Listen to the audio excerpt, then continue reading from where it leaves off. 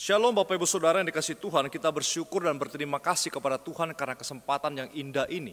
Tuhan masih berikan kepada kita untuk kita bersama-sama datang beribadah, khususnya di dalam ibadah tengah pekan di sore hari ini. Bapak Ibu Saudara, mari saya mengajak kita sebelum memulai segala sesuatunya, kita ambil waktu kita dan kita bersama-sama berdoa. Bapa yang di surga, kami datang kembali kepada Tuhan di saat sore hari ini, menyerahkan waktu kami di depan ke dalam tangan kasih-Mu. Kami hendak menyanyi, kami hendak memuji Tuhan, bahkan kami hendak mendengarkan firman-Mu. Biarlah sore malam ini menjadi malam berkat bagi kami semuanya. Sehingga sungguh-sungguh Tuhan, hidup kami makin melekat dengan Engkau. Di dalam nama Tuhan Yesus Juru Selamat yang hidup, kami semuanya sudah berdoa. Amin. Bapak Ibu Saudara yang dikasihi Tuhan, hidup kita adalah anugerah Tuhan. Tanpa anugerah Tuhan maka hidup kita itu tidak ada artinya sama sekali. Ketika kita jatuh dalam dosa, disitulah kita hidup di dalam kutuk dosa. Namun biarlah lagu ini hidup dalam anugerah oleh Maria Sandy, membawa kita lebih mengenal siapa kita di hadapan Tuhan, yang hidup di dalam kemurahan Tuhan.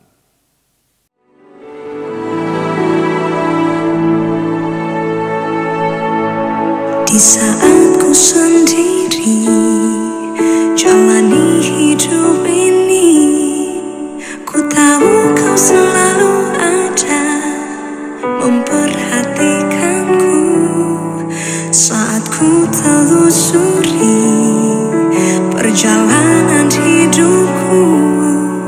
Sungguh hanya anugerah-Mu jadikan ku berarti.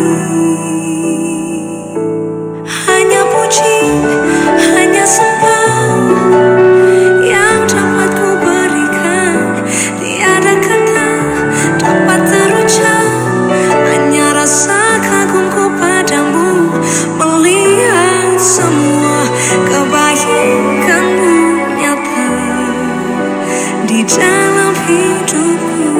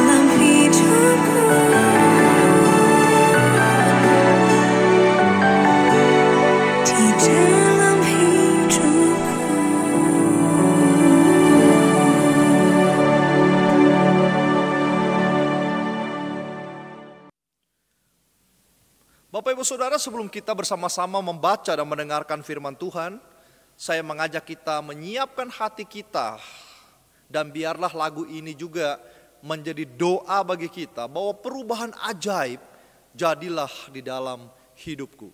Perubahan ajaib terjadilah.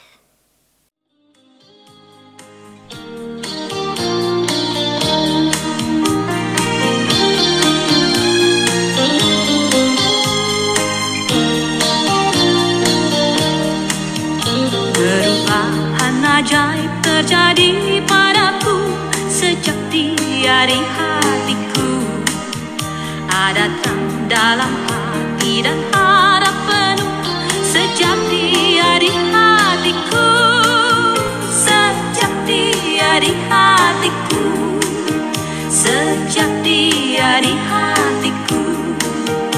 Hidupku berubah menjadi berarti sejak Yesus di hatiku. Hidup yang sia-sia telah ku tinggalkan sejak dia di hatiku.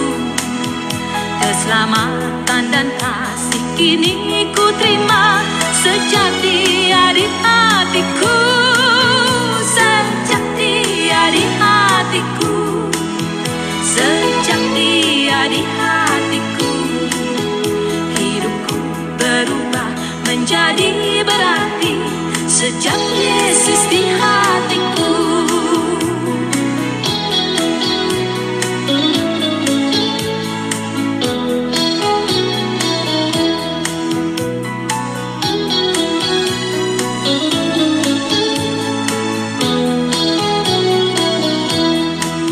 Sekarang ku melangkah dengan sukacita sejak dia di hatiku. Tiada keraguan dalam pengharapan sejak dia di hatiku, sejak dia di hatiku, sejak dia di hatiku. Hidupku berubah menjadi berarti sejak Yesus di hatiku.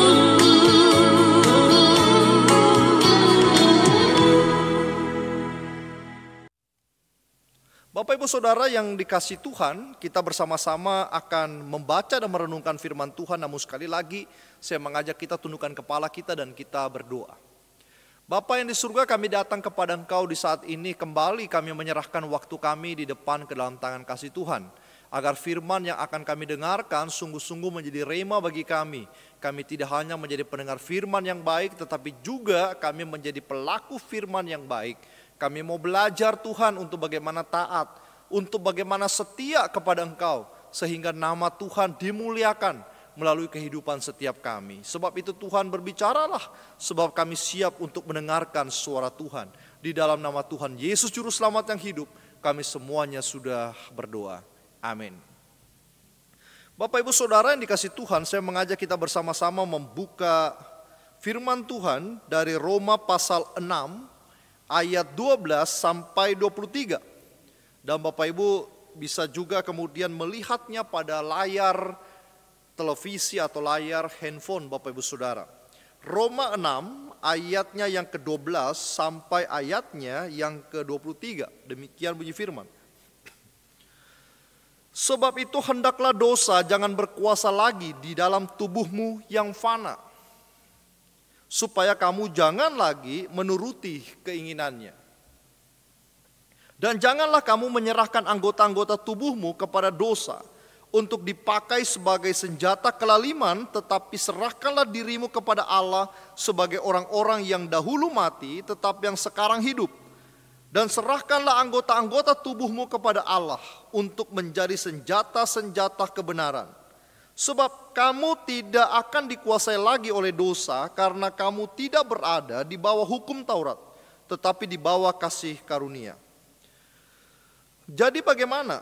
Apakah kita akan berbuat dosa karena kita tidak berada di bawah hukum Taurat tetapi di bawah kasih karunia? Sekali-kali tidak.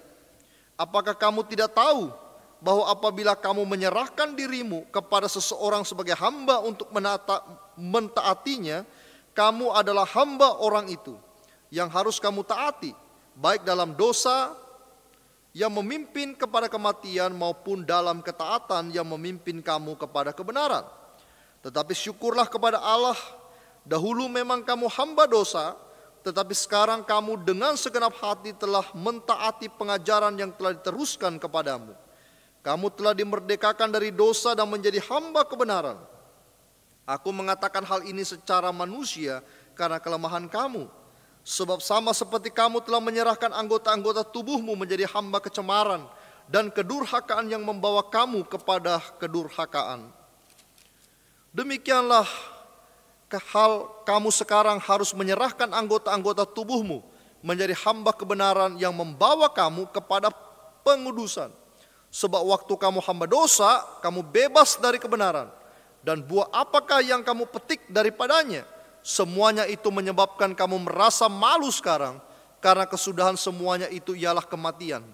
Tetapi sekarang, setelah kamu dimerdekakan dari dosa, dan setelah kamu menjadi hamba Allah, kamu beroleh buah yang membawa kamu kepada pengudusan, dan sebagai kesudahannya ialah hidup yang kekal.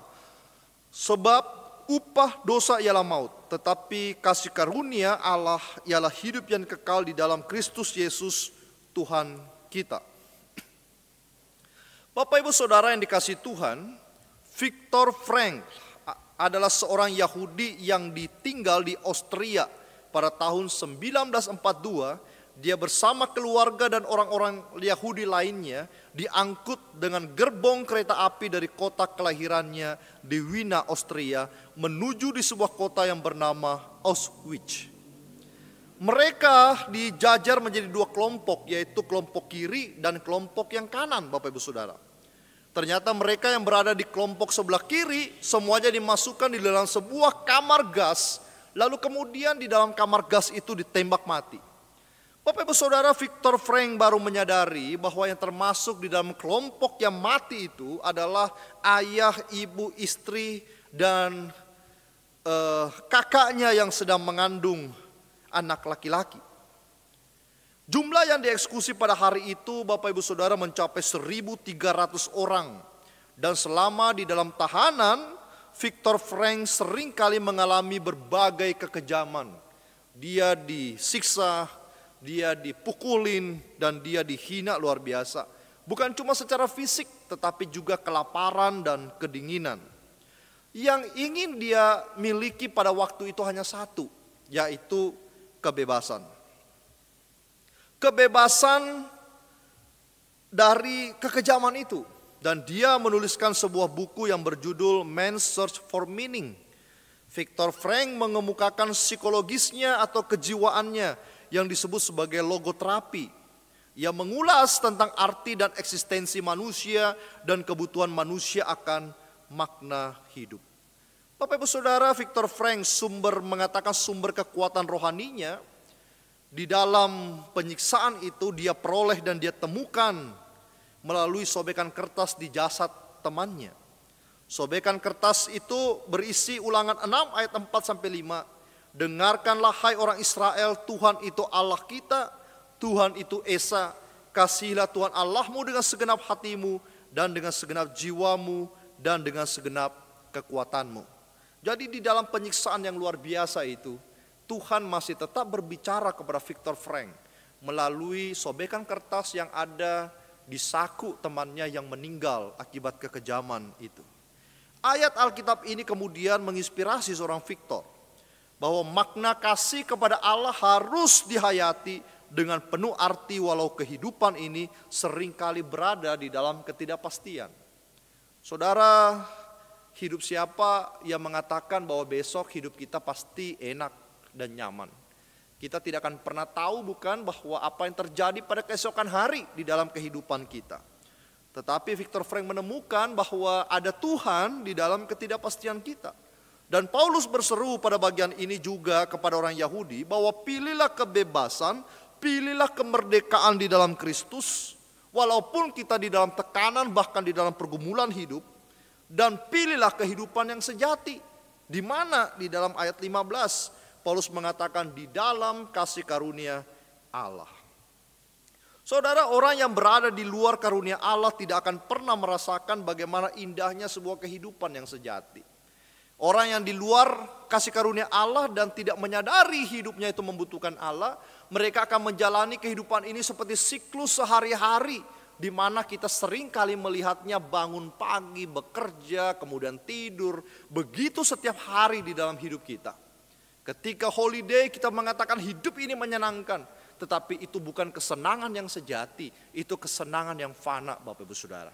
Paulus mengatakan bahwa orang yang hidup, yang benar-benar hidup, dan merasakan sukacita yang abadi adalah orang yang menyadari di dalam kesehariannya. Apapun yang ia lakukan, Allah hadir bersama-sama dengannya. Bapak Ibu Saudara, seorang Yunani menggambarkan bahwa orang yang hidup dalam kutuk dosa, yang tidak menyadari akan arti hidup itu seperti hidup dalam sebuah labirin. Labirin itu di dalam mitologi Yunani menceritakan bahwa labirin itu kita masuk di dalam tetapi kita sulit menemukan jalan keluar ketika kita berada di dalam labirin itu. Bapak Ibu Saudara, labirin itu berkelok-kelok dan memiliki begitu banyak tembok sehingga kita bingung harus melalui jalan mana untuk bisa mencapai tujuan kita. Dikatakan oleh orang Yunani itu, di dalam sebuah labirin ada seorang manusia berkepala ekor banteng yang bernama Minotaur, dan dia membunuh setiap orang yang tersesat di dalam labirin itu. Dan ini menggambarkan, Bapak Ibu Saudara, adalah dosa. Dosa yang menjebak kita hasya mahasya, Pak. Dosa yang membuat kita sulit keluar daripada kutuknya, sehingga kita membutuhkan kasih karunia Tuhan di dalam hidup kita. Dalam realita hidup kita, bahkan sejarah pun bicara mengenai betapa banyaknya manusia yang terjebak dalam the meaning of life. Namun apakah arti hidup kita di dalam iman Kristen kita?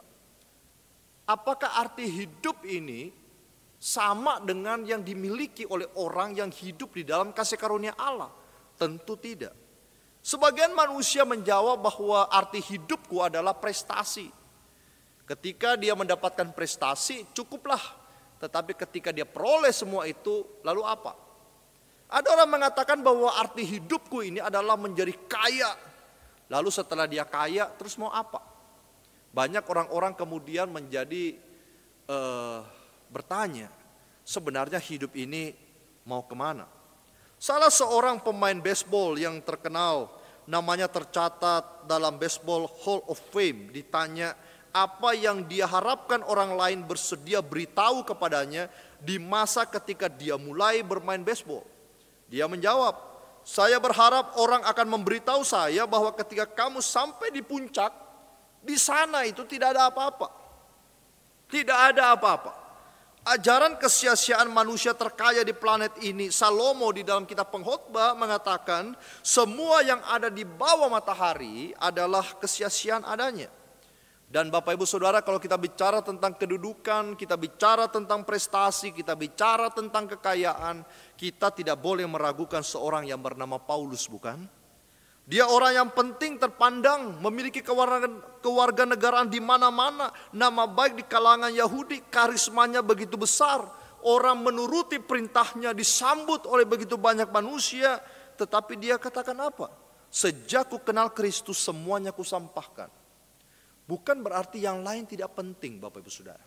Tetapi tidak ada yang lebih penting daripada knowing God, mengenal siapa Tuhan. Tidak ada yang lebih membuat kita sadar bahwa hidup ini rupanya membutuhkan kekekalan.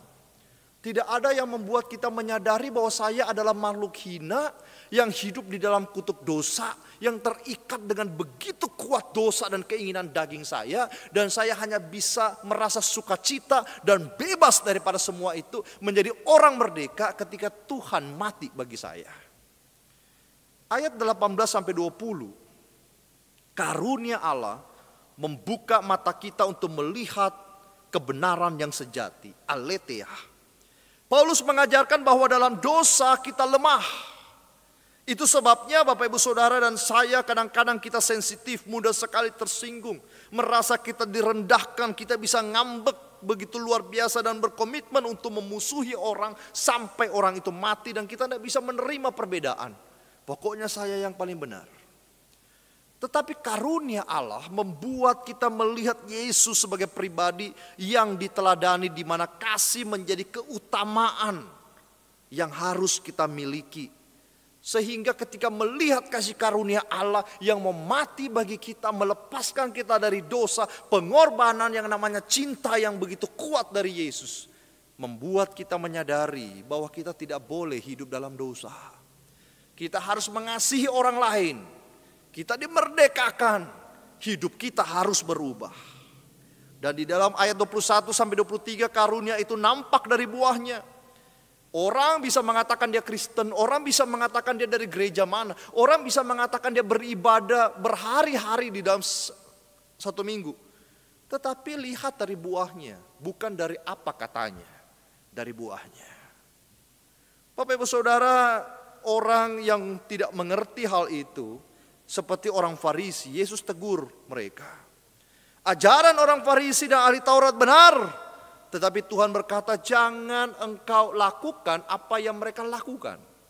Artinya Bapak Ibu Saudara, bahwa kita kadang-kadang pandai berbicara. Kita bisa mengatakan haleluya, kita bisa ke gereja, orang mengatakan kita Kristen. Tetapi apakah kita betul-betul orang yang sudah dimerdekakan, orang yang sudah terima hidup baru, orang yang knowing God atau belum? Dari buah kita Bapak Ibu Saudara. Pada saat kita mengatakan bahwa saya orang yang mengasihi Tuhan, harusnya di dalam hidup kita menunjukkan perubahan karakter. Kalau dulu kita suka marah Bapak Ibu Saudara, kita sudah mulai belajar bagaimana namanya sabar.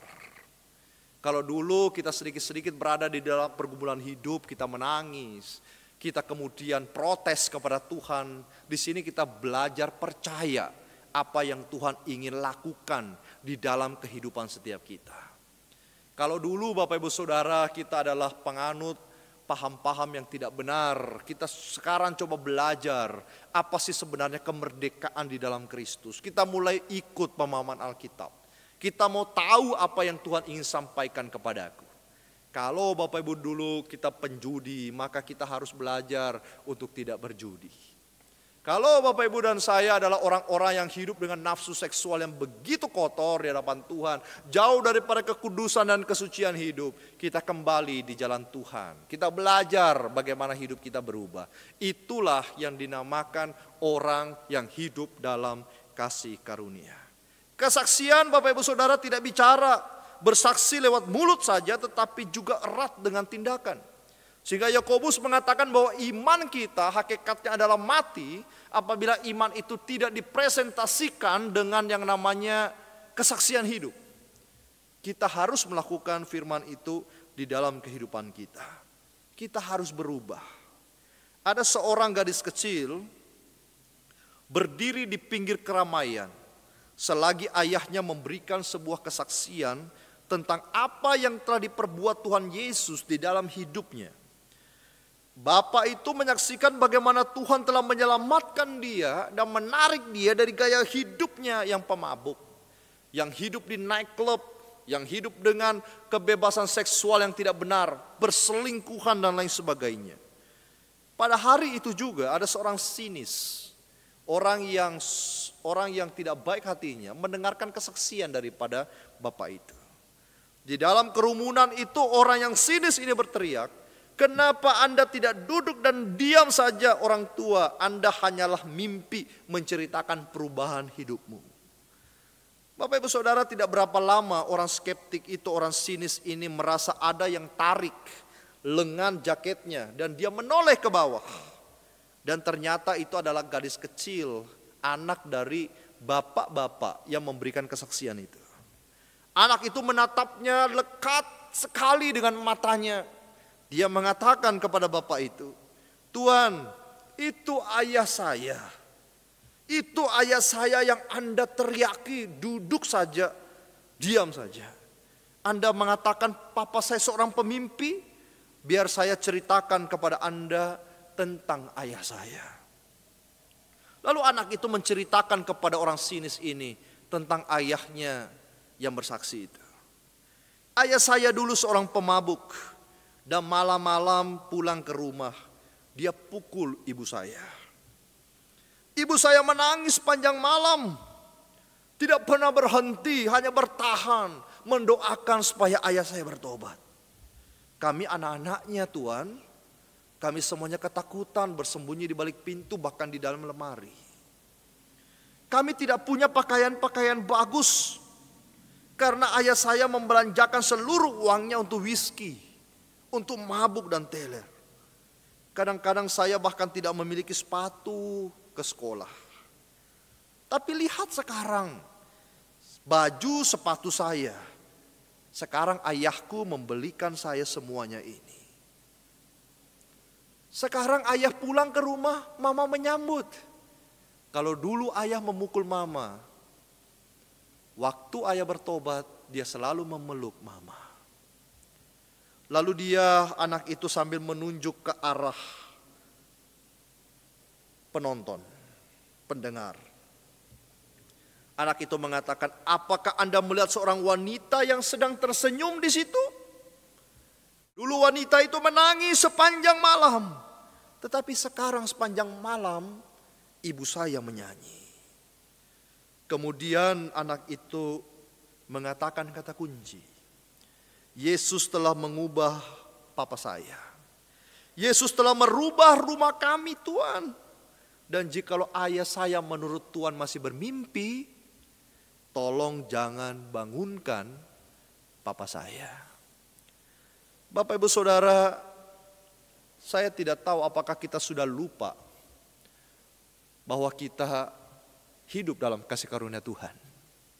Saya pun tidak tahu Bapak Ibu Saudara, apakah kita sudah lupa bahwa Allah begitu mengasihi kehidupan saudara. Allah sungguh cinta saudara. Dia datang mencari yang hilang, yang berdosa, saya dan saudara. Apakah kita sudah lupa waktu dulu kita berlutut di hadapan Tuhan dan berkata, Tuhan sembuhkan saya. Kalau Tuhan sembuhkan saya mau ikut sama Tuhan. Apakah kita lupa? Apakah kita lupa bahwa Tuhan sudah memberkati keluarga saudara? Tapi hari ini ingatlah, supaya hidupmu dan hidupku tetap berubah menjadi serupa dengan Tuhan. Engkau dan saya hidup dalam karunia-Nya. Apapun yang terjadi di dalam hidup kita sepanjang hari, sadarlah bahwa Tuhan beserta dengan kita. Dan satu hal yang Tuhan rindukan, kita memakai kebebasan kemerdekaan kita dengan melakukan firman Tuhan sepanjang hidup kita. Tuhan Yesus memberkati saudara. Mari kita berdoa. Bapa yang di surga, seberapa jauh kami telah hilang dari hadapan-Mu. Mungkin kami masih hidup di dalam pesta pora kami. Mungkin kami sudah masih hidup di dalam nafsu kami yang liar itu. Mungkin kami sensitif dan punya musuh yang tidak dapat kami ampuni. Buka hati, buka pikiran kami Tuhan untuk melihat karunia yang besar itu telah mengubah kehidupan kami. Sehingga kami bisa melangkah menjadi anak yang taat dan setia kepada Engkau. Bapa yang di surga, kalau ada pada saat ini pendengar yang hidup susah, melepaskan diri dari dosa-dosanya, Tuhan tolong mereka. Kalau ada di antara kami pada hari ini yang berada di dalam pergumulan hidup yang besar, yang tidak mengerti apa yang Tuhan rancangkan di dalam kehidupan kami, Tuhan Engkau jamah kami, Engkau pulihkan kami, berikan kami mengerti. Percaya bahwa Tuhan memiliki tangan yang sedang merendah hari depan kami. Dan kalau ada di antara kami sedang sakit, dengan rendah hati kami datang, Tuhan tolong kami. Sebab tidak ada satu orang pun yang dapat menolong kami jikalau bukan kuasa Tuhan. Terima kasih Tuhan. Kami percaya hidup di dalam karunia ini membuat kami mengerti arah mana hidup kami. Hidup kami yang penuh kasih karunia ini, kami ingin mengejawantahkannya menjadi karunia juga, anugerah berkat bagi orang lain. Terima kasih Tuhan. Di dalam nama Tuhan Yesus kami semuanya sudah berdoa. Amin.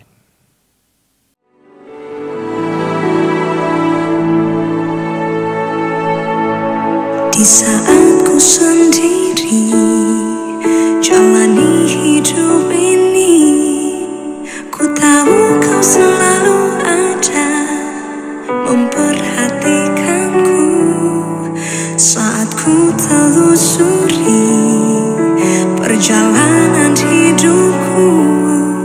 Sungguh hanya anugerah-Mu jadikan ku berarti.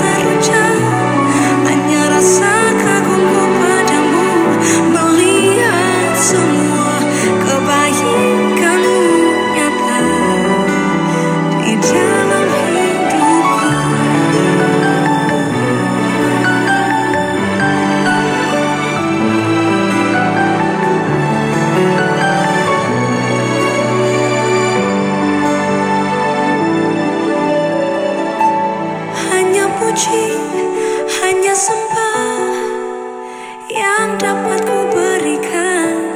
Tiada kata dapat terucap, hanya rasa kagumku padamu, melihat semua kebaikanmu nyata.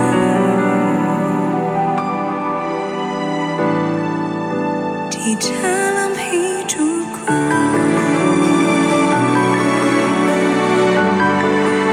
di dalam hidupku,